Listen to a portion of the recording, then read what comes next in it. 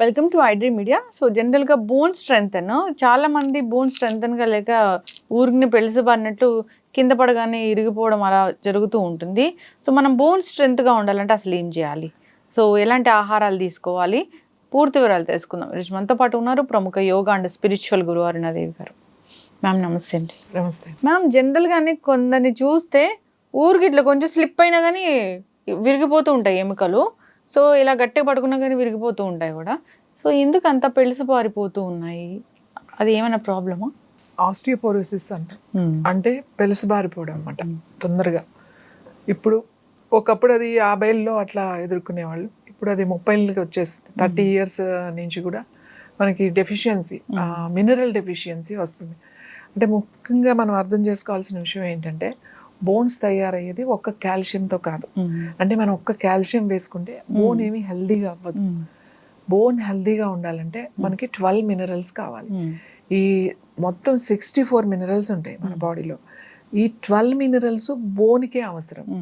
ఈ 12 మినరల్స్ వస్తేనే ఉంటేనే మన బోన్ హెల్దీగా ఉంటుంది. మనం జనరల్గా ఏమనుకుంటాం, ఏదైనా నొప్పి రాగానే అరిగిపోయినాయి అనగానే లేకపోతే వెంటనే మనం ఇచ్చేసేది ఏంటి, కాల్షియం సప్లిమెంట్. కాల్షియం సప్లిమెంట్ అది ఏదైనా కానీ వేసుకోవడం వల్ల మీ బోన్ హెల్దీగా మారదు.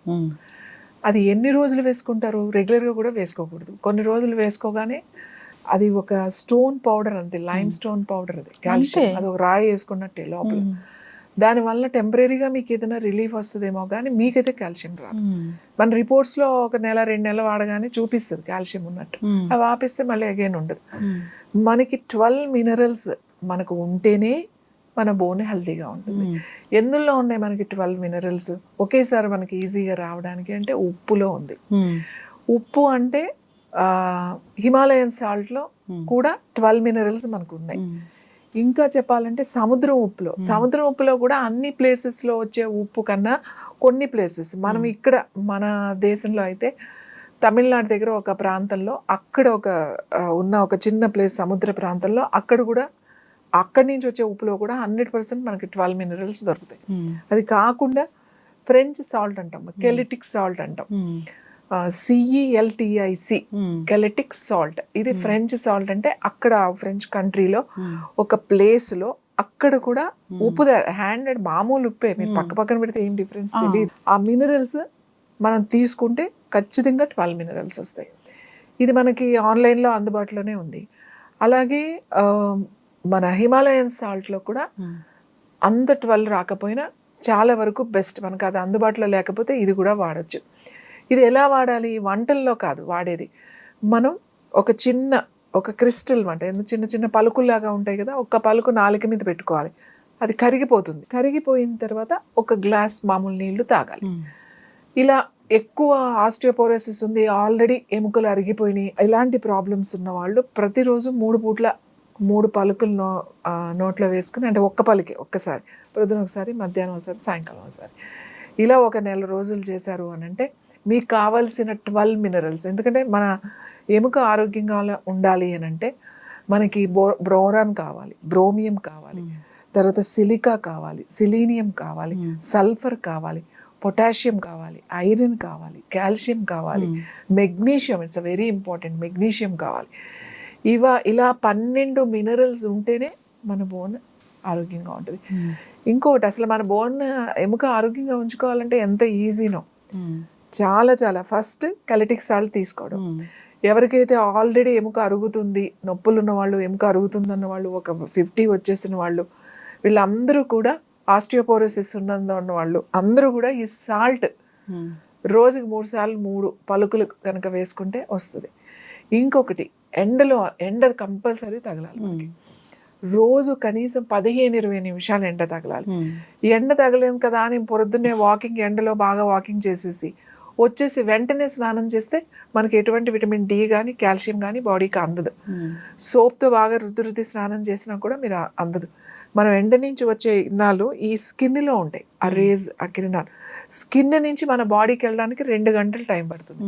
కాబట్టి మీరు ఎండలో కూర్చున్నా, ఎండలో వాకింగ్ చేసినా, ఏం చేసినా కూడా మీరు లోపలికి వచ్చిన తర్వాత కనీసం 2 గంటల తర్వాత మీరు స్నానం చేయాలి. స్నానం చేస్తే అప్పుడు మీకు విటమిన్ డి అండ్ కాల్షియం కూడా వస్తుంది, బోన్ స్ట్రెంత్గా ఉంటాయి. మూడు మనం తినే ఆహారం. గ్రీన్ వెజిటబుల్స్ అన్నిటిలో కూడా కాల్షియం ఉంటుంది. ఆకుకూరలు, పాలకూర, తోటకూర, చుక్కకూర, బచ్చల కూర, అన్ని గ్రీన్స్ అనేవి రోజు మనకి ఒకటి ఉండాలి. మనం కుక్ చేసుకున్నాం, మనం పాలకూర తింటాము, చుక్కకూర, తోటకూర, గోంగూర, ఇవన్నీ ఉన్నాయి, చాలా ఆకుకూరలు ఉన్నాయి. ఈ ఆకుకూరలన్నీ చాలా చాలా చాలా మంచిది. ఇంకా అన్నిటికన్నా మన తినే ఆహారంలో మనకి ఇలా తినగానే కాల్షియం వచ్చేయాలి అని అంటే నల్లేరు. నల్లేరు మనకి ఇప్పుడు వర్షాకాలం, శీతాకాలం బాగా ఉంటుంది, వేసవకాలం దొరకదు. ఎక్కడంటే అక్కడ తాటి చెట్ల మీద అక్కడ బయట పాకుతూ ఉంటుంది, అది ఇంతంత ఉంటుంది అన్నమాట. ఆ నల్లేరు కనుక తీసుకొచ్చి చక్కగా పచ్చడి చేసుకున్న దాన్ని కొంచెం ఊరికే పాపాయిని తీసేసి కాస్త వేయించుకుని పచ్చడి చేసుకున్నారనుకోండి, చాలా బాగుంటుంది. ఏదైనా ఇరిగిపోయినప్పుడు అలాంటప్పుడు కూడా, విరిగినప్పుడు దానికి అతకడానికి కొంచెం టైం పడుతుంది కాబట్టి ఈ నల్లేరు పచ్చడి కనుక వారానికి 3-4 రోజులు కనుక తింటే తొందరగా అతుక్కుంటుంది. కాబట్టి అలానే తర్వాత బఠానీ, శనగలు, పచ్చి బఠానీ, తర్వాత శనగలు ఉంటాయి కదా, పెద్ద శనగలు, ఈ దీంట్లో కూడా కాల్షియం ఉంటుంది. కాబట్టి మనం రెగ్యులర్గా తీసుకునే ఫుడ్లోనే కాల్షియం ఎక్కువ ఉంటుంది. ఇంకా ఆముదంలో ఉంటుంది. మనం ఆముదం చెప్పాం, ఆముదంలో కాల్షియం ఉంటుంది. అంటే అన్నిటిలోనూ కాల్షియం ఉంది, కానీ ఆముదంలో ఉన్న కాల్షియము బాడీ బాగా అబ్జర్వ్ చేసుకుంటుంది, పూర్తిగా అబ్జర్వ్ చేసుకుంటుంది. మనకి ఇందులో కూడా కాల్షియం ఉంది. మనం తినే ఆహారంలో, పాలల్లో ఉంది, బాదంలో ఉంది, అన్నిటిలో ఉంది. కానీ దాంట్లో పూర్తిగా బాడీ తీసుకోదు. కానీ మనం కాల్షియం ఎక్కడ పూర్తిగా బాడీ అబ్జర్వ్ చేస్తుంది అంటే ఆముదంలో. కానీ అలా అని చెప్పి ఆముదం ఎక్కువ తాగకూడదు. ఈ ఆముదం ఎక్కువ తాగామంటే అది డిహైడ్రేషన్ అయిపోతుంది, తర్వాత డయేరియా వచ్చేస్తుంది, మోషన్స్ అయిపోతాయి, ఇవన్నీ అవుతాయి. అంటే దాన్ని ఎలా వాడాలో తెలుసుకోవాలి. ఆముదం, వంట ఆముదం అంటారు, అందుకే వంటలో వేసుకునేది అనమాట. అంటే మామూలు నూనెలాగా వాడకూడదు దాన్ని, తాలింపుల్లోనూ అట్లాంటివి వేయకూడదు. ఉడుకుతున్నప్పుడు ఒక స్పూన్ వేయడం. ఆకుకూర వండుతున్నాం, తోటకూర, గోంగూర ఏదో ఒకటి వండుతాం కదా, ఆ వండుతున్నప్పుడు అది ఉడుకుతున్నప్పుడే ఒక స్పూన్ దాంట్లో వేయడం. ఒకవేళ మన ఇంట్లో నలుగురికి, ఒక 5గురికి వండుతున్నాం అనుకోండి, చిన్న స్పూన్తో, టీ స్పూన్తో 2 స్పూన్లు వేయడం, అది ఉడుకుతుంది అనమాట. అలాగే మనం రొట్టెలు చేస్తూ ఉంటాం, చపాతీ కానీ అలాంటివి చేసినప్పుడు మనం పిండి కలిపేటప్పుడే ఒక రెండు చిన్న స్పూన్తో 2 ఆముదం వేసుకుని పిండి కలుపుకోవడం, సాఫ్ట్గా వస్తుంది, డైజెషన్ బాగుంటుంది.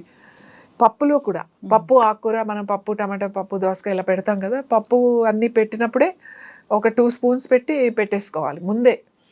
తర్వాత చాలామంది ఏం చేస్తున్నారు అంటే వండేసిన తర్వాత దాంట్లో కలుపుతున్నారు, అలా కాదు, ఉడుకుతున్నప్పుడే కలుపుకోవాలి. పప్పుకు మంచి రుచి వస్తుంది, అది బాగా ఉడుకుతుంది. అది తింటే ఎవరికైనా పప్పు చాలా మందికి అరగట్లేదు అని అంటారు, అలాంటి వాళ్ళకి మంచిగా డైజెషన్ బాగుంటుంది, మనకి కాల్షియం అబ్జర్వ్ చేస్తుంది. కాబట్టి ఆముదాన్ని వంటలో వాడాలి. ఎప్పుడైతే మనం ఆముదాన్ని వంట నుంచి తీసేసామో ఈ ప్రాబ్లమ్స్ అన్నీ మొదలైనవి. ఎందుకంటే ఒకప్పుడు అసలు ఆముదం అంటే అది ఇంట్లో ఎదిగే పిల్లలున్నా, చంటి పిల్లలున్నా, పెద్దవాళ్ళున్నా ఆముదం ఇంట్లో ఉండేది. ఆముదం అనేది ఎందుకు మర్చిపోయామో మనం తెలీదు. కానీ ఇప్పుడు అంటే మనం చెప్పిన తర్వాత చాలామంది ఆముదం వాడుతున్నారు. ఆముదం అంటే నేను చెప్పే అమ్మ లాంటిదే, అది మిమ్మల్ని చల్లగా చూస్తుంది అని చెప్పి. ఆముదంలో కూడా కాల్షియం ఉంది, బాడీ అబ్జర్వ్ చేస్తుంది కాల్షియం. సో మనం హెల్దీగా, మన బోన్స్ హెల్దీగా ఉండాలంటే ఏమేం చేయాలి? ఫస్ట్ కెలిటిక్ సాల్ట్ లేదంటే హిమాలయన్ సాల్ట్ ఒక పలుకు వేసుకొని కరిగిపోయిన తర్వాత ఒక గ్లాస్ నీళ్ళు తాగాలి. ఇంకొకటి గ్రీన్ వెజిటబుల్స్, రోజు ఖచ్చితంగా ఒక గ్రీన్ ఉండాలన్నమాట, పచ్చగా, ఆకుపచ్చగా ఒకటి ఉండాలి ఖచ్చితంగా. అది పాలకూర, తోటకూర, చుక్కకూర, ఏదో ఒక కూర ఖచ్చితంగా ఉండాలి. తర్వాత ఆముదం వంటలో వాడడం మొదలు పెట్టాలి. తర్వాత ఎండలో ఉండడం, ఎండ తగలాలి, ప్రతి ఒక్కరికి కూడా ఎండ తగలాలి. గనక ఇవి చేస్తే, మనం ఇవి పాటిస్తే మనకి జాయింట్ పెయిన్స్ రాకుండా ఉంటాయి, తొందరగా అరిగిపోకుండా ఉంటాయి. నడుము నొప్పి, మోకాలు నొప్పులు, మెడ నొప్పులు. ఇప్పుడు మనకి కరోనా వచ్చిన తర్వాత అందరికీ ఫీవర్, చికెన్ గున్యా వచ్చిన తర్వాత ఈ జాయింట్ పెయిన్స్ అన్ని నొప్పులు వచ్చేస్తున్నాయండి అంటున్నారు. సో ఈ ఆముదం అప్లై చేసిన ఈ 4 మనం కేర్ కనుక తీసుకుంటే మన ఎముకలు ఆరోగ్యంగా ఉంటాయి, బలంగా ఉంటాయి అన్నమాట. 60లో కూడా 20లాగా ఉండే ఎముకలు మనం తయారు చేసుకోవచ్చు. చక్కగా చెప్పారు మ్యామ్. ఎముకలు పెళుసుబారుతున్నాయి, వెంటనే విరిగిపోతున్నాయి అసలు చిన్న దెబ్బకు కూడా అంటే, సో డెఫిషియన్సీ ఉన్నట్లే, మినరల్ డెఫిషియన్సీ. చాలా చక్కగా చెప్పారు, ఏ సాల్ట్ తీసుకుంటే మనకు ఆ డెఫిషియన్సీ అనేది తగ్గిపోతుంది అనేది. సో అంతేకాదు ఆముదం అదొక దివ్య ఔషధమే. సో మీరు ఎప్పుడైతే ఆముదం వీడియో ఇచ్చారో అసలు చాలా వైరల్ అయిపోయింది అది. దానిలో ఉన్న సుగుణాలు ఏంటి, మెడిసినల్ వాల్యూస్ ఏంటి అనేది చాలా మందికి తెలిసాయి. మళ్ళీ కూడా వాడడం మొదలు పెట్టారు. సో లిమిటెడ్ క్వాంటిటీ మీరు చెప్పినట్లుగా తీసుకుంటే ఈ స్ట్రెంగ్తెన్ అవుతాయి బోన్స్. సో వాడుకునే ప్రయత్నం చేయాలని కోరుకున్నాం. చాలా చక్కటి ఇన్ఫర్మేషన్ మ్యామ్, ధన్యవాదాలు.